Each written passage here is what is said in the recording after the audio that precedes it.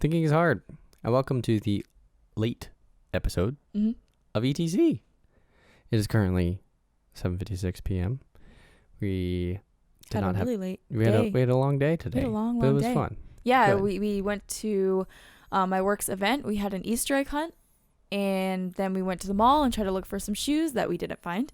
And then we went to the grocery store to pick up some coffee because we knew that we'd be filming late and we needed some energy because I really dying. needed a nap. But it's too late to take a nap, you know? Yeah, you glossed over the fact that you were the Easter Bunny. I was the Easter Bunny. I was the main character. The big inflatable I was the Easter Bunny. character. Yeah, it was cool. Being terrorized by kids. Yeah. Oh my gosh. They stole my candy bucket. And then they took all the candy. Rude. They were all like 10 or 11. So they're in that like phase where it's fine to take stuff from the Easter Bunny. It's like in reverse taking candy from babies. It's like taking candy from the Easter Bunny. Baby's taking candy from you. Yeah. Baby's taking candy from me. Yeah. Mm-hmm. But yeah, today was good. Today was a good day. So we're just now getting home and getting situated. Yeah. Ate dinner. We went out to dinner with my work as well. So yeah. Yep. Speaking of going out to dinner, today's episode, the episode you're listening to right now is about celiac disease and gluten intolerance and being gluten-free. Yeah.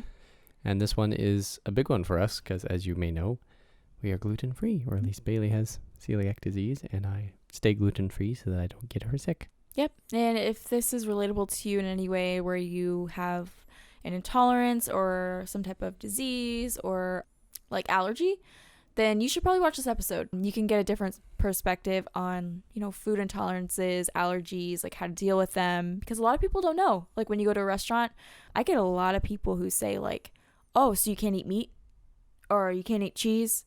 Or I'm just like, no, that's you can't way eat different. This thing because I don't understand what it is. Yeah, like no, it's just like bread, but I can have a bread alternative of this food. Yeah, so like wheat. Yeah. Anyway, Anything we'll with get a little bit deeper into that, but I just wanted to say, like if you don't relate to this episode at all and you're like, gluten free, what the heck? Why would I watch this episode?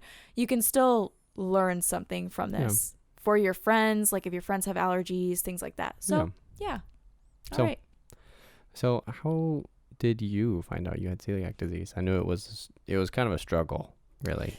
Like when do you think you first started getting symptoms or at least started noticing symptoms? So the wackiest thing is I can remember it like it was yesterday. So in 2017, I was going through a really stressful period. I wasn't in school because I just moved up to Jacksonville and I didn't have a job yet. I was looking and fun fact, I actually applied for Panera. I had an interview for Chili's and they both did not call me back. Actually, Panera called me back and they told me I did not get the job. Great thing though, because it's full of bread. Oh, yeah, you would have been killing yourself every day. Back then, I only had one job's worth of experience, and that was Palio's from Texas. So I've only ever worked at one restaurant. I didn't have enough experience. Other people were probably interviewing, had more experience. So, eventually I did get a job at Moe's. But in 2017, it was such a rough year. From January to May was really, really rough. I was so stressed out. Every day was so boring. I wasn't doing much. And so I was really stressed out. And I think come March, I started to feel kind of ill after eating. And it was a super weird change where it was like the day before I was completely fine. Everything I ate was totally fine. I had noticed that I was gaining weight. The end of my senior year of high school, I ended up gaining about 15 pounds. And if I look back at those pictures, like if I literally go back to high school, junior year to senior year, I definitely gained weight. And then by summer, I had been at my highest. And then fall for my first semester of college, I was at my like very much highest.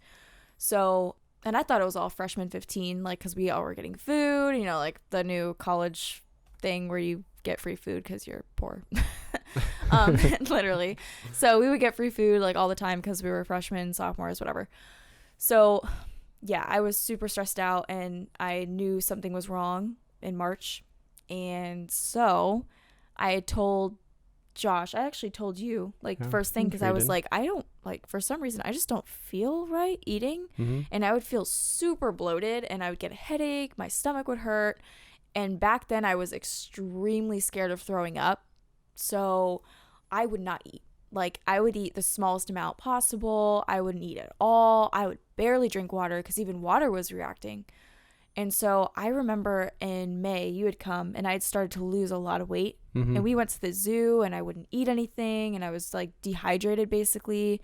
In August, I went to go visit my family. I almost passed out when we went to go to the like botanical gardens in Virginia. And I was like, I dropped 30 plus pounds in like 2 months, less than 2 months. And I went from like 135. And now, granted, I know some of you guys are like 135. That was your highest. To me, it didn't look good.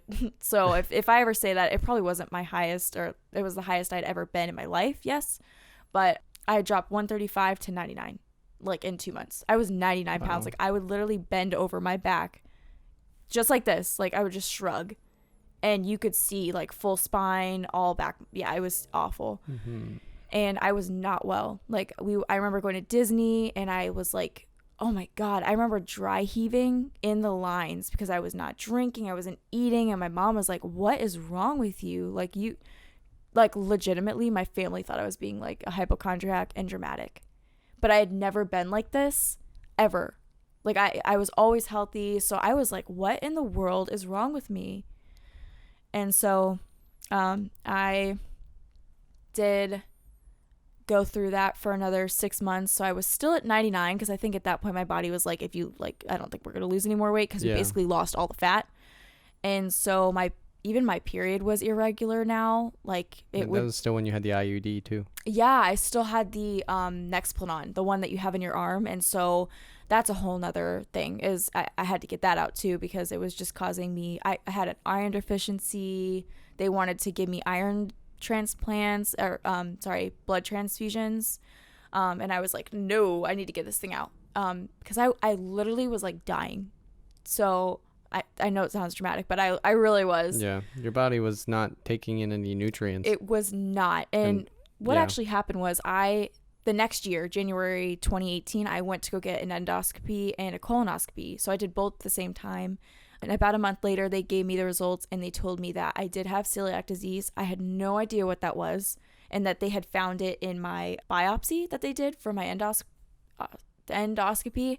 They had taken a piece of my stomach, and they told me that because they told me when I was leaving to not eat anything acidic because it was open skin inside my stomach. So I literally went cold turkey like the day I found out, and I did a few things about like research and like symptoms, and it all clicked together because what the doctor told me was there are villi in your stomach that are supposed to be like wavy, phalange looking things like that just like move, you know?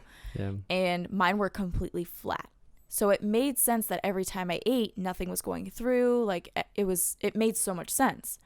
So literally. We've got it pulled it up on the screen right now. What's funny is that I just looked down at the computer and there's like a picture of like what villi are supposed to look like, and then there's mine.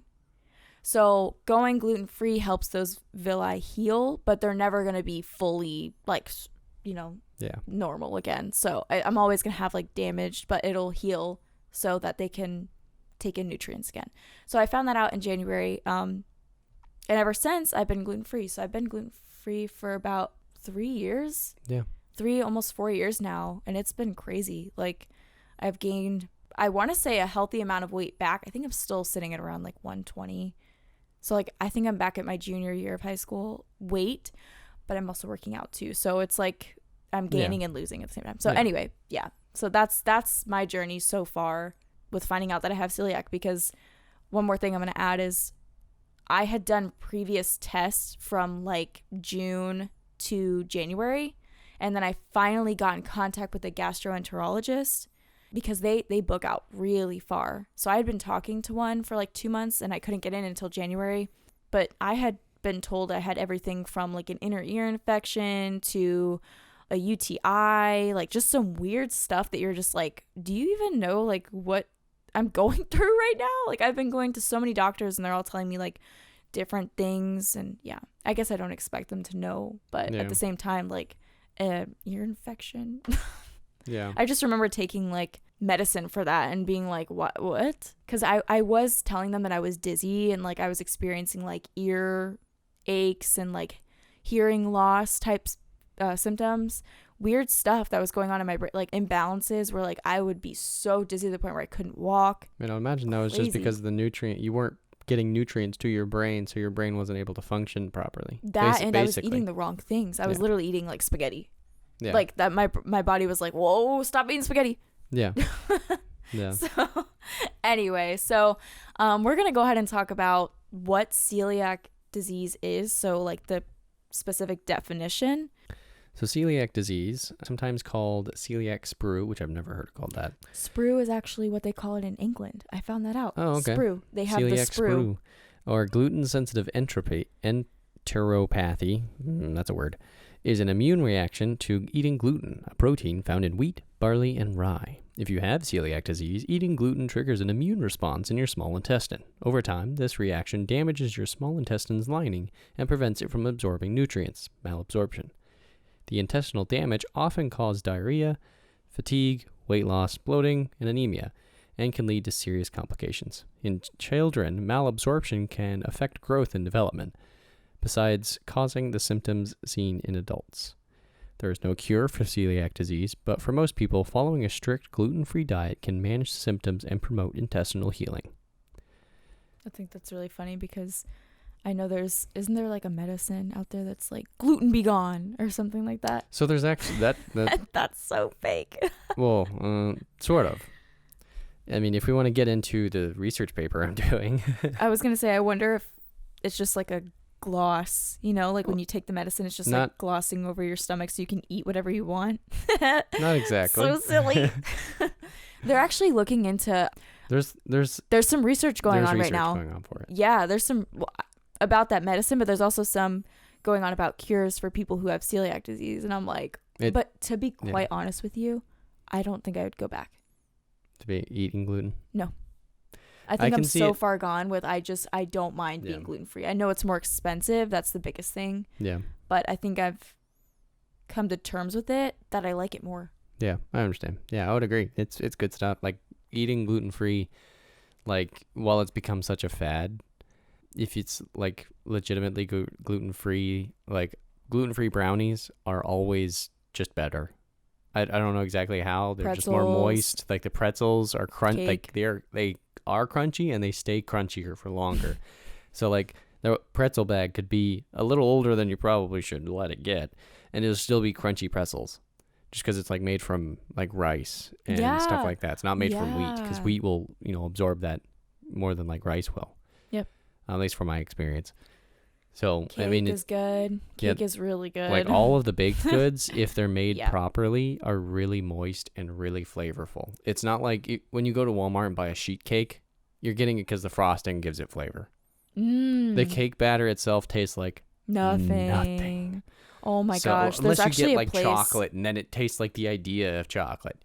But like when you get a gluten-free cake, it's gonna be that flavor of cake. It's not going to be flavorless, except for that place in Disney. Yeah, I was just about to say, there's a place in Disney called Aaron McKenna's, and I don't know how they taste that. I'm sorry, Aaron McKenna. You don't taste it. It tastes like nothing. No, and I can understand that, because sometimes I get things and I'm like, literally, it's frosting that's cold. I'm tasting the coldness. It's cold frosting. That's all it tastes like. It's cold frosting. It doesn't taste like blueberry, strawberry, nothing. But there is something there that is super good that I feel like I get almost every time now, but it's like the upside down pineapple cake thing. Yeah, anything with their fruit, amazing. Like with the actual fruit, and it actually has flavor because it's getting the flavor from the fruit. And also the mounds, like the mounds. Yeah. The coconut. Yeah, like the Almond Joy stuff. So that is really good. So like in most cases, if you go to the store and buy like a mix or buy a baked good that is gluten-free, it's going to be probably better than the gluten kind, unless you go to like some gourmet place. And honestly, it's lighter too. Like I used to remember getting cupcakes, like gluten cupcakes, or like just regular cupcakes. They are heavy. They are heavy. Heavy? Like physically heavy. And then these are so much lighter, and I just feel healthier eating them. Like they're better, and they're also lighter. They just make you feel like you're not eating like 8,000 pounds of cake with one little cupcake, you know? Yeah. But there's actually quite a few places that we like. We like a place called Hail Life. They They make stuff. really good stuff. And I think the only thing I would like to see from them is not a cake donut. So they make cake donuts. They're really good. But I have yet to have a regular donut. Yeah, like a Krispy Kreme, Like a flaky Krispy Kreme donut. Besides the frozen ones. And that's like a company called Katz. And they make really good donuts. But they're frozen and I want a real donut. But yeah, those places are really good. Aaron McKenna, Hail Life is really good. I just think that Aaron McKenna needs more flavor. Yeah. So. And a lot of places nowadays are getting better with offering gluten-free options. Friendly, and I say that with air quotes. Yeah, they're gluten friendly because, like I said, gluten has become kind of a fad. So people will ask for gluten-free options, and not because they have an intolerance or celiac disease, but because they think it's a healthy diet, which it could be. Mm-hmm. I've seen research that says it's not. If you do it the right way. The wrong way is being like, oh, I'm going to go gluten-free, and then going and buying all those like junk food, gluten-free items that are all calorie full, like completely calorie full. But a lot of these places will, like these restaurants, will prepare items that do not necessarily have gluten in them. Instead of, wheat noodles, they'll use rice noodles. However, they're going to be boiled in the same pot as regular noodles. Or their fries are boiled. Their gluten-free fries, with air quotes, are boiled in the same oil as their chicken tenders, which do not have gluten-free breading on them. I think I hate to say this, but with being gluten-free, and I'm not saying that this, like, certain allergy is more important than others, but if there is any particle of wheat or flour, whatever, that touches the food, you can get sick. Like, I know it's like 220 parts per million for celiac disease, but if you have one crumb, you can get severely sick from one crumb. And this is different for everyone. Not everyone gets sick from one crumb. And there's also different severities. So, like, for someone, they could vomit from one crumb, or like some people get a headache from one crumb, things like that. I'm on more of the side of like medium. So like I get a headache and I just get kind of dizzy. That's not like the worst thing that could happen. I'd take that over the other one any day. But it's just, you have to be so much more careful, and I'd rather just not take the chance. So a lot of places that we haven't like spoke to the chef, or they haven't confirmed that, hey, look, gluten-free stuff is prepared in a separate area of the kitchen away from all the flour that's in the air in the other part of the kitchen. We typically will either not eat there, or if we're going with friends, we might eat before or bring some snacks or something like that, which sounds kind of disrespectful, bringing your own food or eating before, but like we're trying to remain social with them, and like we're trying not to rain on their parade. And we let them. I always let them know that I'm bringing my own food. And at this point with my friends, I think friends and work, because I have to do that as well with them. They know, and they understand. They're not being like, you didn't have to come, or like you could have come to the next event or whatever. It's like they understand that I have to do this because it's either that or I get sick, and then I and there's can't only hang out. There's only so many places around town that are like within driving distance of friends and stuff that we can go to and feel completely safe. Mm-hmm. So like we try not to make our friends feel bad about wanting to go somewhere else. And they'll often bring up like, oh look, these options are gluten free. Yeah. We're like, what was the one? Carrabba's. Yeah, it's like I was like, Carrabba's. Yeah, no. Technically, yes, they are gluten free. Yeah, but friendly. They're not. Yeah, they're gluten friendly, but they're not gluten free. So appreciate your concern and appreciate you trying to help. But It's we really do like when our friends go out of our way to look for things like that. And sometimes whenever we come across something like that, I'll just bring my own food and I'll be like, Josh, you can eat. So that it's not super awkward, and he just brushes his teeth, so it's not terrible. But our friends have been really good about it. We try not to be all uppity about being gluten free. We're just like, hey, that's just what we're doing. Don't worry about us. We'll bring our own food. We'll eat beforehand. Don't worry about us. You're not hurting our feelings. I will say that Disney is super good about allergies. So good. All the main ones. So like if you have like a weird type allergy, like I don't know what would be like produce or something like that, maybe not, but all the like top 8 allergens, super good. I've never gotten sick from Disney or Universal, but yeah, Disney, Universal, really awesome. Like it's been just fine. So for my Composition 2 class, I have to do a research paper with like 7 sources, and it has to be so long and stuff like that. And so I decided to do like celiac disease because I couldn't come up with anything else that was better to do. And I figured it was appropriate, you know, considering I live, you know, on a gluten-free diet and with someone that has celiac disease. So I figured I might as well educate myself a bit more. And I wonder if I can pull that up. But from my research, I have found that celiac disease is very underdiagnosed, especially in children. That checks out. That checks out so much. And by that, I mean approximately 1% of the population has celiac disease. 1%? 1% of the population, which is like, sounds insignificant, but that's so not awful. Big question. That is diagnosed or under, like they those like, are the 1% has it. Okay. No, 1% has it. Has been diagnosed. 0.1% have been diagnosed. So 0.9% have not been diagnosed but have celiac disease. So it's very underdiagnosed in children, particularly because it's kind of rare in terms of diseases that can be detected in children. So one of the main things that can be detected in children is like short stature, because when you have celiac disease, you have malabsorption, and in the case of children, they don't grow as tall, or they'll have growing deficiencies. Whoa, that really makes sense though. And so there's a lot of other causes of short stature. And from my research, celiac disease is like 3%. So it's kind of rare still, but it's very underdiagnosed. And what will often happen is they'll either be diagnosed with a completely different disease, like how kind of you were, like with ear infections and stuff like that, or they'll be tested and never really find out. You know, they'll be tested in all these different ways, but are never actually tested for celiac disease. Mm-hmm. And therefore will continue living with gluten in their diet and, you know, have short stature or failure to thrive, which basically means they don't grow up as well. Well, yeah. And then over time, like all that damage can lead to cancer, literally.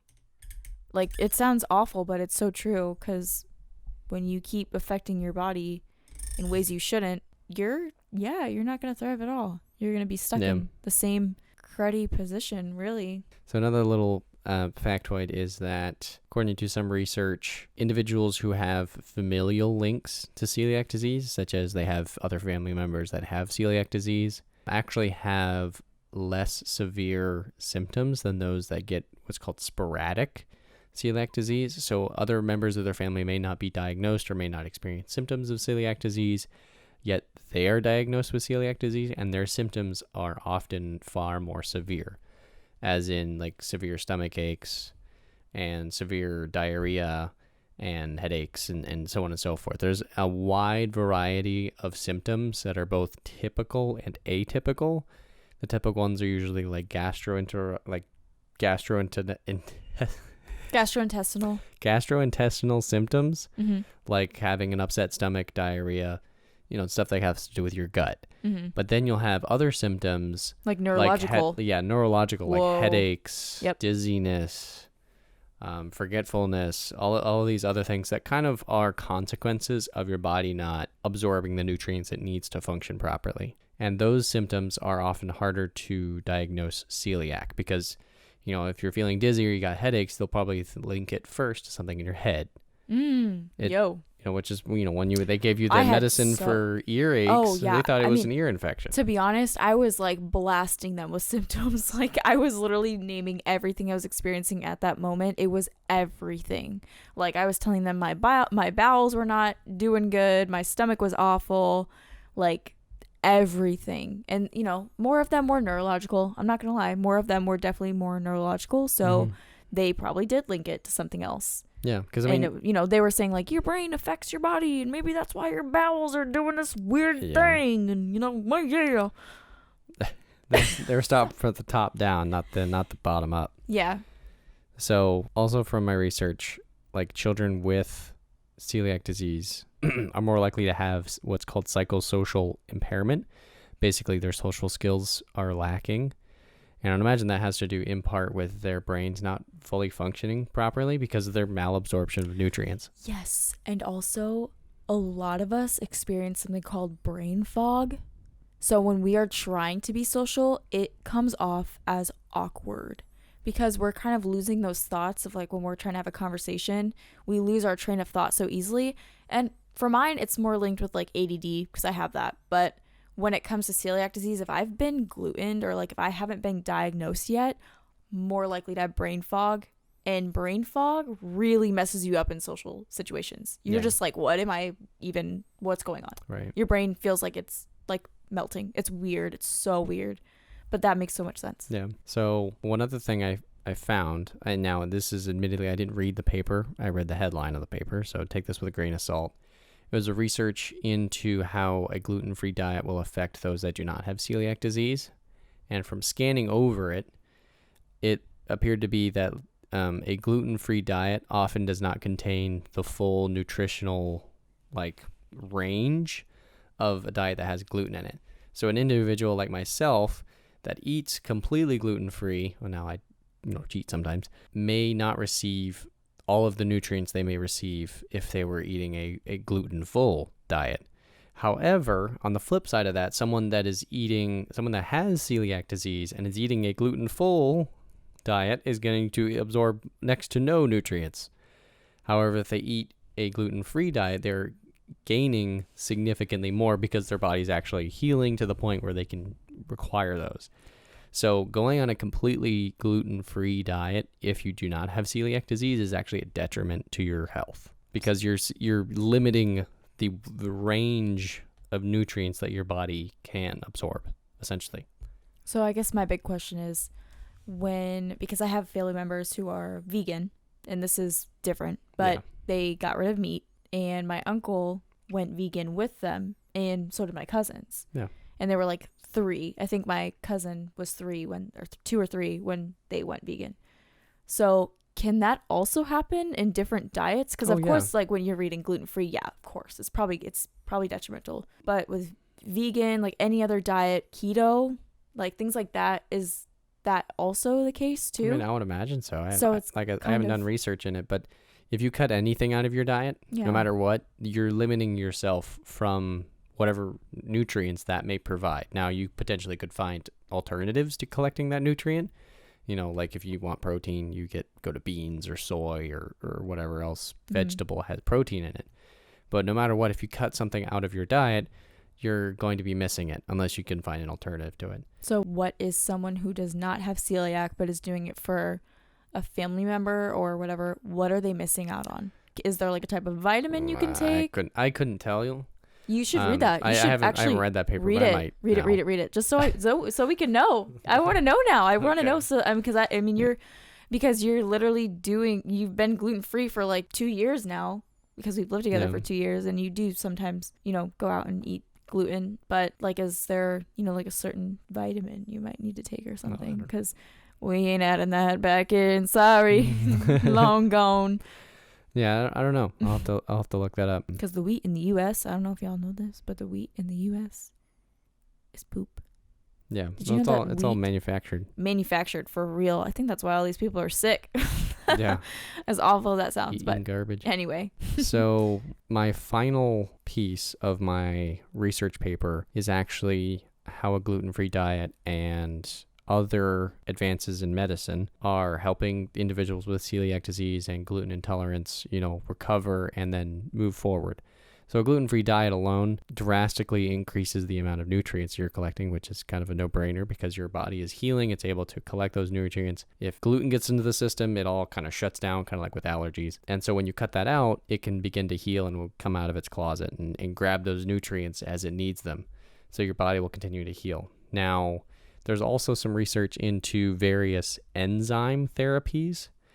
I don't know all of them off the top of my head, but there are like really long words with protein names. Those get crazy, and they have a lot of acronyms. But essentially, there's proteins that can break down gluten so that if there is gluten present, it can break that down so that when it enters the small intestine, your body doesn't freak out. So essentially, it would be a magic pill that you would take just before you eat something that might have gluten in it to prevent you from getting glutened, if you will. So that it's still in like laboratory testing with like rats and stuff. I'm sure they're fine. Sorry. But rats. I mean, it's safe, more or less. So there is hope in the future. I can't say there's something that would cure you. Yeah. But it would be like a plan B, if you will. Are they enzymes produced by people who can eat gluten, or are they enzymes that are like produced in factory type stuff? They're like made science? from mushrooms and stuff. Oh. Yeah, the enzymes that they've tested are coming from special mushrooms. No, they're not going to get high. Not those kind of mushrooms. Enzymes? It's enzymes and proteins that they've taken from plants and other stuff that organic. Yeah. Cool. So in the future it'd be like, we go to a restaurant and they have a gluten-friendly option. You'd take your enzyme pill, wait 30 minutes, and then eat the meal. Would you try it? No, I wouldn't try it. I would definitely skip out on that. Sorry. Yeah. No, you're not going to risk it for the biscuit? Yeah, I'm not risking. The literal biscuit? The literal biscuit. I'm not risking nothing because I know that it's going to put me out. Possible. Possibly. Yeah, I just don't want to go through a possible chance of missing a day of, work or missing something. But I mean, for some people that desperately need that meal, maybe it could be an option. In the future. Yeah. Like if they're, they forgot their snack or something, they have some good old pills to take. Yeah, you got your enzyme mushrooms. Therapy pill that you take just real quick to make sure that you're not going to feel like crap later. Hopefully. So we'll see. I'll you know what? I'll let others test it first. Yeah, let them be the guinea pigs. Let them be the guinea pig for that, and then if it works out for them, I might test it, but I might test it at somewhere I kind of already know is safe, like somewhere that has. No, I'm probably not going to test it. I'm not going to lie to you. Luckily for us, when it comes to living gluten-free, we don't really eat out much. Like we save. I think we save a lot of money. We save a lot of money. Food. We spend a lot of money doing groceries. I think that's where that like takes out from. It's like a give and take type thing. But we do save a lot of money when it comes to going out because we really don't go out to eat a lot. Yeah, it's probably healthier too. It's way healthier. Yeah, it's a lot easier to go to. Not to brag, but it's probably healthier. Yeah. It's just kind for of us. It's healthier for us. Yeah, it's not even like. It's just what we have to do is we have to make a lot of our own food because we have to make sacrifices for real. Everywhere, if we were to eat out consistently, it's more expensive to eat gluten-free in a lot of places. Yeah. Well, and I'm not gonna lie to you guys. Like I do miss a good McDonald's hash brown. Rip. Or like, Wendy's spicy chicken nuggets, stuff like that. Like I do miss it, and like the fact that Chick-fil-A, this is so disrespectful. The fact that Chick-fil-A came out with mac and cheese right after, like a year or two after I became gluten-free, I'm still not over that. Like, because everyone knows mac and cheese is like life for me. Yeah, it's a lot healthier for us to not eat out and to live this lifestyle and do this for our health, for mine mostly, but it's nice that you're following it too. All right. So we are going to share some gluten-free memes with you. So the first one we have here. When you don't know what's causing the bloating. Mood. Sneaky gluten. Sneaky stress. The second piece of gluten-free cake. That's so funny. That one hit me, that last part. Sneaky gluten. Yes. Me looking at the menu at a completely gluten-free restaurant. Yes. That is everything. Makes you feel really safe too. Yeah. When you try to explain what celiac is to someone. Beer? Why? Can you drink? What do you eat? Who are you? I used to not eat gluten. For how long? Do you miss bread? I know someone with celiac. You can't eat bread? Eat a pretzel. Oh my God. Just eat a pretzel. Okay, this one's good. When someone feeds you food they insist it is gluten-free and then asks if vegetables are gluten-free. Oh no. Goodness. You never know, though. You never know sometimes. You really don't. You'll go to the store. You'll go to the store and it'll be like gluten-free on the front. This is Walmart mac and cheese. Go to my God. Gluten-free section.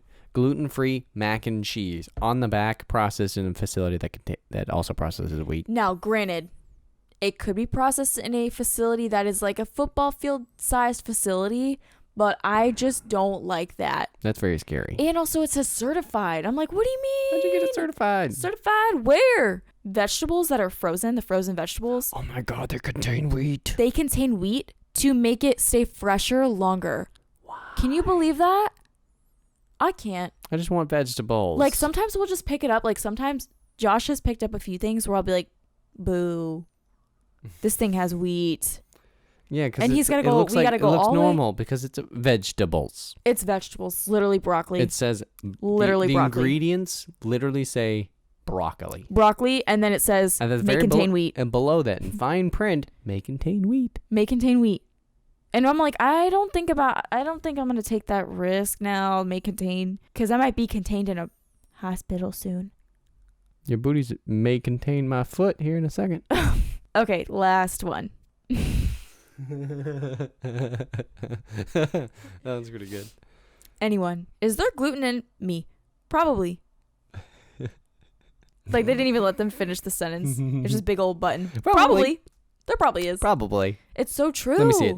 It's so true. Gluten is literally in the most random things. It's in seasoning, vegetables. Like I said, it's just so weird. And you have to check everything. Like, when you live gluten-free, you have to check the labels. You have to check the labels. Because if you do not check the labels, you're living on the edge. And I just don't. I just don't live like that. Can't do it anymore. Yeah. Like, not only do I check the expiration dates now, but your girl checks the frickin' labels. Unless they say certified gluten-free, but even then, sometimes you gotta check. Yeah, because it says make it. Most of the time, certified is pretty good, but yeah, we some of the times, like that Walmart certified. mac and cheese, we're like, do we feel like taking a risk for this yummy mac and cheese? We did, and we've been fine. But sometimes it's scary. Like, not the may contain, but the one that's like produced in a factory. We've taken a risk on that before, and we've been fine. I've been great. I've been even better. Yeah, I've been fine, but taking that risk can be kind of scary. So anyway, that is all for today's episode. We will be posting this, of course, on Spotify and all the other podcast channels, as well as YouTube, and then we will see you guys next Saturday. We hope you enjoyed this episode, and thank you so much for watching. Remember to follow us on our Facebook page and our Instagram, our TikTok, all of that fun stuff. And we will see you next week on the next episode of ETC. Bye. Bye.